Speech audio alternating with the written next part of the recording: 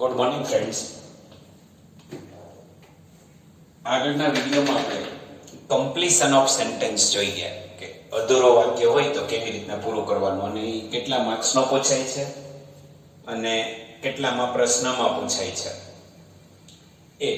એ જ રીતના હવે અત્યારે આપણે જોવાનું છે લેંગ્વેજ ફંક્શન્સ. બરાબર, એ 3 માર્કનો તમારે એક્ઝામમાં પૂછાય છે. બરાબર, કેવી રીતના પૂછાય છે, કેટલામાં પ્રશ્નથી પૂછાય છે, એની ચર્ચા પણ આપણે કરીએ. તો એ 12મા ધોરણ માટે, 11મામાં પણ એ જ રીતના હોય છે, પણ હું ત્યારે ચર્ચા 12મા ધોરણને પ્રશ્નની કરું છું. એને 8મો, 9મો અને 10મો, આમ 8, 9, 10 3 પ્રશ્નોમાં પૂછાય. 3 માર્ક્સનો હોય છે. બરાબર, કેવી રીતના હોય તો એની ચર્ચા કરીએ. કે ઉપર તમને આ રીતના સૂચના આપેલી હશે, select the most appropriate language function. જો અહીંયા આપણે આ જોવાનું છે. અપ્રોપ્રિએટ મીન્સ કે યોગ્ય, સૌથી સુટેબલ હોય એ, from the bracket and write them against each sentence.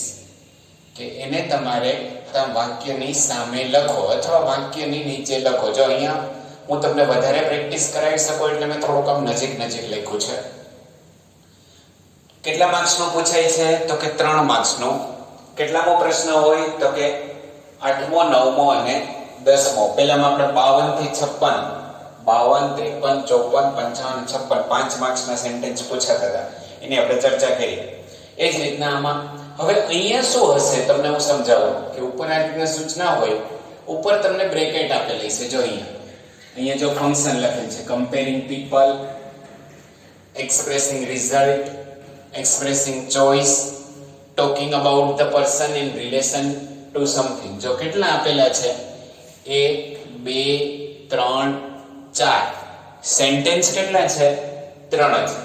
એક ફંક્શન વધારે આપેલું હશે એટલે તમારે યોગ્ય પહેલા વાક્ય લખવાનું અને એની સામે જે ફંક્શન આવતું હોય એ લખવાનું.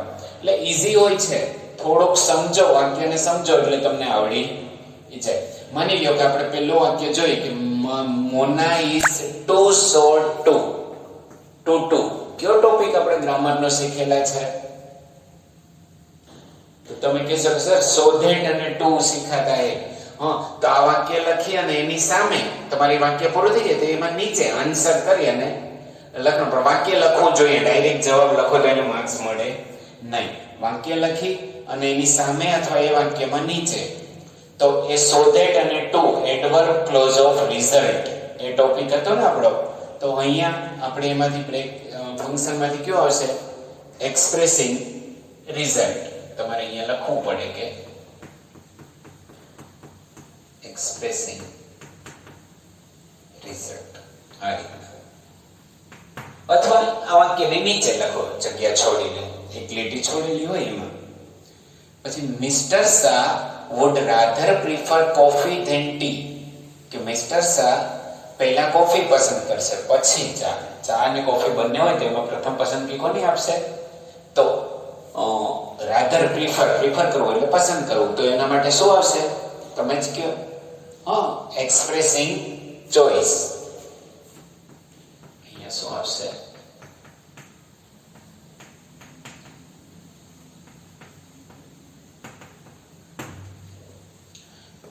લાઈક સરદારની જેમ Lokmanya Tilak was a brave man. Lokmanya Tilak કેવા માણસ હતા? બહાદુર માણસ. હવે જો અહીંયા તમે છે ને ગોટાળે ચડશો.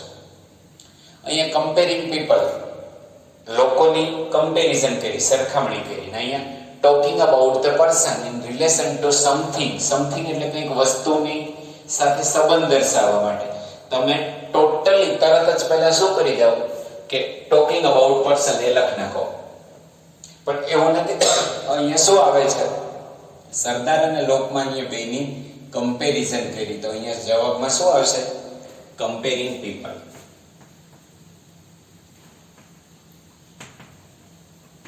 એટલે ભૂલ પડવાની શક્યતા રહે. બે એવા હોય કે તમને એમ લાગે કે આમાંથી શું લખવું. ઓકે, આ માર્ચ 2018 માં પૂછાયેલો છે. અમે અહીંયા જે લખ્યું છે ને માર્ચ 2018 છે, 2018 માં પૂછાયેલા બોર્ડની એક્ઝામમાં. આ છે એ માર્ચ 2019 માં પૂછાયેલું છે. બરાબર, તો અહીંયા જવું હવે એવી રીતના સૂચના એ હશે એટલે આપણે લખી નથી એટલે વધારે વાક્યો આપી શકીએ. જો doer is not important. Doer એટલે કરતા, ડુ મીન્સ કરતા, જે કરે બરોબર છે એનું મહત્વ નથી. શોવિંગ કોન્ટ્રાસ્ટ, કમ્પેરિંગ અને રિપોર્ટિંગ. અહીંયા મારે તમને સમજાવવું હોય તો આપણે એક્ટિવ પેસિવ શીખી ગયા. તમે જોયું ને પેસિવ નું વાક્ય હોય ને તો તમારે લખવાનું doer is not important passive ના વાક્યમાં. કોન્ટ્રાસ્ટ તો ધો ઇવન ઇફ હાવેવર એઝ વિરોધાભાસ દર્શાવતું. કમ્પેરિંગ તો એ ડિગ્રીમાં હોય તો કમ્પેરિંગ. અને ઇનડાયરેક્ટ સ્પીચ નો વાક્ય હોય. ડાયરેક્ટ ઇનડાયરેક્ટ તમે શીખેલા હશો, આપણે પણ નેક્સ્ટ આગળ જતા ફરીથીના વિડીયો દ્વારા તમને હું શીખવાડીશ. પણ આ તમને ખબર હોવી જોઈએ કે રિપોર્ટિંગ હોય એ ઇનડાયરેક્ટ સ્પીચ નો વાક્ય હોય, પેસિવ નો વાક્ય હોય તો ડુઅર ઇઝ નોટ ઇમ્પોર્ટન્ટ. બાકી તો લેંગ્વેજ ફંક્શન તમે જોઈ લો એની આધારે. હવે પેલું વાક્ય જો તમે એટલે તમને વધારે આઈડિયા આવશે. શું આપેલું છે વાક્ય સમજો તમે કે in spite of working sincerely, in spite of તેમ છતાં પણ, વર્કિંગ સિન્સિયરલી ગંભીરતાપૂર્વક કામ કરવા છતાં પણ, ખૂબ જ સરસ રીતે કામ કરવા છતાં પણ, Ram does not get good salary. રામને સારો પગાર મળતો નથી. વ્યવસ્થિત કામ કરે છે, સિન્સિયરલી કામ કરે છે તેમ છતાં પણ, એટલે એ વાક્ય શું આવે? વિરોધાભાસ દર્શાવે ને, તો શું હશે? Showing contrast. ફ્રેશ પ્રિપોઝિશન છે in spite of, showing contrast. બીજો જો car is being moved. Is being moved ચાલુ વર્તમાન કાળનું passive. The car is being moved away from the ditch slowly. ditch માંથી કૂચી ગયેલી હશે કાર, એમાંથી ધીમે ધીમે બહાર કાઢી રહ્યા. ચાલો બરોબર, by the driver, by Ram એવું કંઈ પણ હશે, પણ વાક્યની શરૂઆત કર્મથી થાય. ઇઝ બીઇંગ મૂવ્ડ પેસિવ વાક્ય છે ચાલુ વર્તમાન કાળનો. કાળના દરેક કાળના પેસિવ વાક્ય તમે શીખી ગયા હશો. ન હોય તો ફરીથી વિડીયો જોજો બરોબર. તો એમાં શું આવશે? Doer is not important.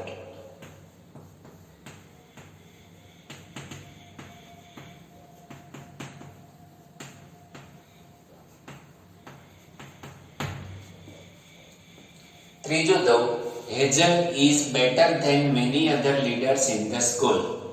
Better than કઈ ડિગ્રીનું વાક્ય છે? પછી મેની અધર અને મોસ્ટ અધર, તો તમને ખ્યાલ આવી જાય ને કે કઈ ડિગ્રીનું વાક્ય હશે? ગુડનું કમ્પેરેટિવનું રૂપ છે બેટર, પછી બે થી વધારેની સરખામણી છે એટલે મેની અધર અથવા મોસ્ટ અધર એવું મૂકેલું છે. તો એમાં શું હશે? કમ્પેરિંગ. હા, તો અહીંયા શું આવશે? કમ્પેરિંગ. જો આ છે ને એકદમ રોકડા માર્ક્સ હોય છે. રિપોર્ટિંગ આવશે નહીં, ઇનડાયરેક્ટ સ્પીચ નો વાક્ય છે નહીં એટલે રિપોર્ટિંગ આવશે નહીં. એકદમ ઈઝી અને રોકડા માર્ક્સ હોય, આમાં તમારા માર્ક્સ કોઈ કાપી શકે નહીં. પણ તમે શું કરો? ઉતાવળે ફટાફટ કરી અને કરતા જાઓ એટલે ભૂલ થઈ શકે બરોબર. બાકી ઈઝી છે. ફરક એટલો છે કે ઉપર ઓપ્શન તમને 3 ને બદલે કેટલા આપેલા હશે? 4 આપેલા હશે. બાકી કોઈ બીજો ફરક છે? 8મો 9મો અને 10મો પ્રશ્ન આ તમને પૂછાય છે. ઓકે, ચલો હવે નીચે પછી મને એમ થયું કે 3 કરતા 6 વાક્ય આપી દો. અહીંયા ઓપ્શન આપ્યા 7. હવે તમે પહેલા તમારી રીતે બનાવો. વિડીયોને શું કરી દો? તમે ત્યાં પોઝ કરી દો અને તમારી રીતે બનાવો અને પછી આપણે જે સોલ્યુશન કરીએ એ તમે જો કે એમાં આપણે કેટલા આપણા સાચા પડ્યા છે. એની ઉપરથી તમને આઈડિયા આવી જશે કે આપણે કેટલો આવડે છે કે નહીં, અથવા ફરીથી આપણે ક્યાં જરૂર છે સુધારાની. ઓકે, શું કરવાનું છે, થોડીક વાર વિડીયો અટકાવી અને તમારી રીતે બનાવો અને પછી તમે જો કે તમારે કેટલા સાચા પડ્યા. હવે અહીંયા હું તમને આખે આખું પહેલા સમજાવી દઉં. Give instruction. ઇન્સ્ટ્રક્શન એટલે હું પહેલા તમારે સમજવાનું છે. એ વાક્ય અને બ્રેકેટમાં જે અર્થ આપ્યા છે એ સમજવાની કોશિશ કરશો એટલે આવડી જશે. અઘરું છે જ નહીં. ગીવ ઇન્સ્ટ્રક્શન, સૂચના આપવી. એક્સેપ્ટિંગ થેન્ક્સ, એટલે કોઈ આપણને થેન્ક યુ કીધું હોય તો એનો આભાર સ્વીકાર કરવો. શોવિંગ કોન્ટ્રાસ્ટ, વિરોધાભાસ દર્શાવવો. એક્સપ્રેસિંગ સજેશન, સૂચન દર્શાવવું. ડિસ્ક્રાઇબિંગ પ્રેઝન્ટ, હાલની વર્તમાન પરિસ્થિતિનું વર્ણન કરવું. એક્સપ્રેસિંગ ઇગ્નોરન્સ, ઇગ્નોર કરવું. ઘણીવાર આપણે કામ ન કરવું હોય ને તો આપણે એમ કહીએ ખબર છે એ મને ન આવડે, મારાથી નહીં થાય, મને આવડતું નથી, એવું કંઈ પણ કરીએ. અને ગિવિંગ અસ્યોરન્સ. અસ્યોરન્સ એટલે ખાતરી આપવી કે હા, પ્રોમિસ આપવું, ખાતરી આપવી એમ. ઓકે, હવે અહીંયા આધારે તમારે વાક્યો જો તમને વધારે સરળ પડશે, વધારે આવડી જશે. તો use of bicycle should be made popular, કે સાયકલનો ઉપયોગ આપણે પોપ્યુલર, વધારે પડતો લોકપ્રિય બનાવવાની કોશિશ, જેથી કરીને પ્રદૂષણ અટકે, લોકોની એક્સરસાઇઝ સારી થાય અને હેલ્થ પણ સુધરે. બરાબર, અને પ્રદૂષણ અને જે કુદરતી જે ઉર્જા છે, કુદરતી જે સંસાધનો છે એનો બચાવ થાય. તો use of bicycle should be made popular, તો એમાંથી શું આવશે? સૂચના આપી નહીં, તમને શું કર્યું છે? સજેશન કર્યું છે. તો શું આવશે અહીંયા? Expressing suggestion.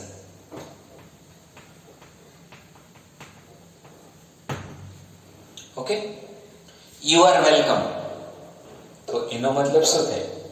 કોઈ આપણને થેન્ક યુ કહે તો આપણે શું કહીએ છીએ ખબર છે ને, કે વેલકમ એવો શબ્દ વાપરીએ છીએ કે હા આવો, તમારું સ્વાગત છે. તો હું હશે અહીંયા એક્સેપ્ટિંગ થેન્ક્સ, હે ને. કોઈ આપણને થેન્ક યુ કહે તો આપણે વેલકમ એવું બોલીએ છીએ ને. Settle back in a chair, ખુરશીમાં બેસો, ક્લોઝ યોર આઈઝ, તમારી આંખ બંધ કરો. તો એ તમને શું કીધું? ડોન્ટ ટોક, વાતો નહીં કરો. બરોબર, એમ કોઈ એટલે સૂચના આપી, તો શું થશે? Give instruction.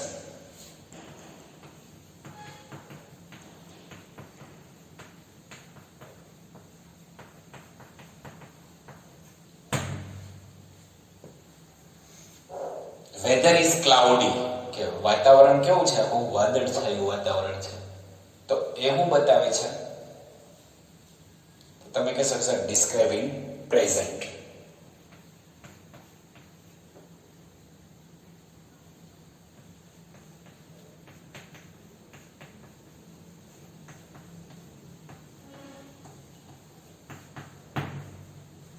ઓકે, એના પછી I will surely give you admission, the principal said. પ્રિન્સિપાલે કીધું કે આઈ વિલ શ્યોરલી, કે હું ચોક્કસ તમને એડમિશન આપી દઈશ. તો અસ્યોરન્સ, ખાતરી આપી ને, તો શું હશે? ગિવિંગ અસ્યોરન્સ. એટલે તમને અસ્યોરન્સ એટલે શું એ ખબર હોવી જોઈએ, નહીંતર પછી ભૂલ પડે. હવે જો બે બાકી રહ્યા અહીંયા. ક્યાં બાકી રહ્યા છે બે? એક ઇગ્નોરન્સ બાકી છે અને બીજું શું બાકી છે? કોન્ટ્રાસ્ટ બાકી છે. I don't know how to turn the site of. કોઈ વેબસાઇટ તમે ખોલી હોય કમ્પ્યુટર ઉપર, I don't know how to turn the of, એને બંધ કેમ કરવી એ મને ખબર નથી. તો વિરોધાભાસ તો નથી, તો શું આવશે? ઇગ્નોર કરો છો, શીખવું નથી. શીખો તો બધું જ આવડે, દરેક વસ્તુ કરી શકાય, દરેક વસ્તુ, પણ શીખવા ધારીએ તો આપણે જતું કરીએ નહીં, એ મને નહીં આવડે સર, મને રહેવા દે, મારાથી નહીં થાય, હે ને. ઓલો ટીચર્સ ડે હોય ત્યારે શિક્ષક બનવા માટે આપણે કહીએ તો માંડ ઊભા કરવા પડે. એટલે એવી રીતે ઇગ્નોર કરો તો શું થઈ જાય? અહીંયા આવશે એક્સપ્રેસિંગ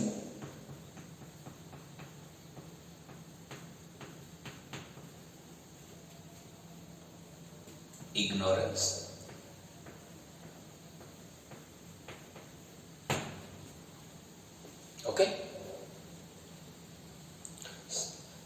આ રીતના અહીંયા મેં 6 આપ્યા છે, શું કામ? વધારે પ્રેક્ટિસ થાય એટલે. બાકી તમને પૂછાશે કેટલા? 3. ઉપર ઓપ્શન કેટલા હશે? 4. આવી રીતના વધારે પ્રેક્ટિસ કરજો. એ હોય તેની ગ્રામર લઈ લેવાય, કે જે ગ્રામરમાં વધારે પડતા પણ શીખજો, કારણ કે એક્ઝામ લેવાશે અને આપણે સારો સ્કોર કરીશું જ. મારા વિદ્યાર્થીનો મને ખબર જ છે, એમાં કોઈ ચિંતાનો વિષય નથી. અને જ્યારે રૂબરૂ મળવાનું થશે ત્યારે તો હું તમને, અને હા, મારે તમને કહેવાનું રહી ગયું કે આપણે સિલેબસનો જે તમને પેલા પરિપત્ર મોકલેલા છે અથવા તમે જોયેલા પણ હશે કે 12માં અને ઓલામાં 33% કોર્સ ઘટાડ્યો છે. એમાં ગ્રામરનો કોઈ ટોપિક નથી ઘટ્યો, પણ આપણા યુનિટ મેઇન ટેક્સ્ટ બુકના 6 યુનિટ જે આપણે ઓલરેડી વિડિયો લેક્ચર દ્વારા પૂરા થઈ ગયા, એટલા જ યુનિટ તમારે કરવાના રહેશે. ઓકે, હવે આ તમને આવી રીતના ફંક્શન છે, રોકડા માર્ક્સ છે, ક્યાંય કટ નથી થતા. પણ લખવાનો તો કેવી રીતના તમારે? તો કે સેન્ટેન્સ લખી ત્યાં જગ્યા હોય તો કોઈ પ્રશ્ન નથી, તો એની સામે લખો, પણ ન હોય તો આ વાક્યની નીચે લીટી એક છોડી અને એનો જવાબ લખવાનો, બીજી લીટી છોડી અને એની નીચે જવાબ લખવાનો, વ્યવસ્થિત રીતે પણ વિચારી અને વ્યવસ્થિત તમને રોકડા 3 માર્ક્સ મળી શકે એમ છે. ઓકે, નેક્સ્ટ વિડિયો આપણે સિન્થેસિસ જોઈશું. આપણે એડજેક્ટિવ ક્લોઝ શીખી ગયા, વાક્યોને જોડવાનું, બરોબર? એના આધારે આપણે વાક્યોને જોડી અને એક વાક્ય કેમ બનાવવું એનો એક ટોપિક સિન્થેસિસ એ નેક્સ્ટ વિડિયોમાં આપણે ચર્ચા કરશું. ઓકે, આવજો.